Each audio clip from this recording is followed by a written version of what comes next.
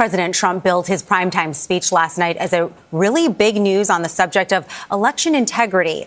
The president accused China of trying to collect voter data and repeated disproven claims about voting by non-citizens. Democrats fear it's part of an effort to undermine confidence in elections with the midterms just months away. Weijia Jiang is at the White House with more. Weijia, good morning. Good morning, Joe, and good morning to everybody. President Trump used his remarks last night to make exaggerated and at times unsubstantiated claims about election security, all while he's calling on Congress to pass a voting regulations bill ahead of those midterm elections. Our elections were left vulnerable to being rigged and stolen. During his primetime address last night, President Trump doubled down on unsubstantiated claims the 2020 presidential election, which he lost, was rigged, and he accused China of accessing voter data, resulting in China's illicit acquisition of 220 million U.S. voter files. That information includes names, addresses, phone numbers. Most of that information is publicly available, and Trump did not say how or if Beijing used it. Though the U.S. intelligence community assessed in 2021 with high confidence that China did not try to influence the outcome of the 2020 election. And in a statement, China said it has never and will never interfere in the presidential elections of the U.S. Trump accused the deep state of covering up the truth. Those responsible for sounding the alarm instead kept the information secret and hidden. However, another intelligence assessment from April 2020 during the first Trump administration did raise the alarm that Chinese officials had analyzed bulk voter registration data from multiple U.S. states. And this: hundreds of thousands of non-citizens and dead people are listed and active on the voter rolls. The president raised concern about undocumented immigrants voting, claiming without presenting clear evidence to back it up that DHS found 278,000 non-citizens on voting rolls nationwide. And he used that claim to again push lawmakers to pass a voting regulations bill that would establish national voter ID, proof of citizenship standards, and dramatically curb mail-in voting. Congress must pass the Save America Act. Democrats warn Trump is using the past to sow doubts about the upcoming midterm elections. He's laying the groundwork for a potential challenge to the result. Another bad faith challenge. President Trump says the administration is notifying states whose voter data they consider compromised by China, along with information about non-citizens on their voter rolls. Jolene.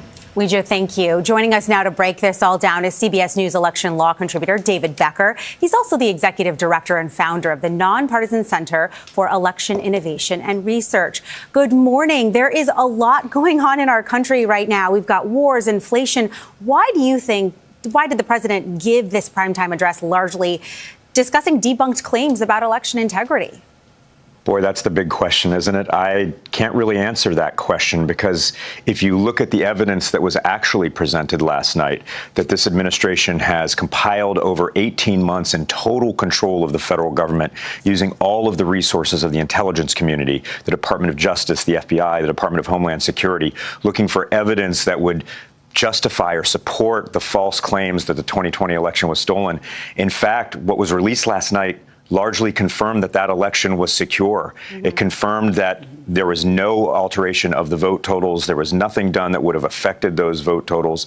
And while there's these claims of this cover-up that occurred, if you actually look back, almost all of this was known and publicly reported during 2020, during the Trump administration. Mm-hmm. Reminder that President Trump was actually the president in 2020 who was charged with protecting our infrastructure, charged with protecting us from foreign interference. David, I want to ask you about how the president has claimed that China has collected the voter data of 220 million Americans. Should we be worried here? What is the reality? The reality, as you just heard, is voter data is public. Every state allows for public versions of the voter data to be available.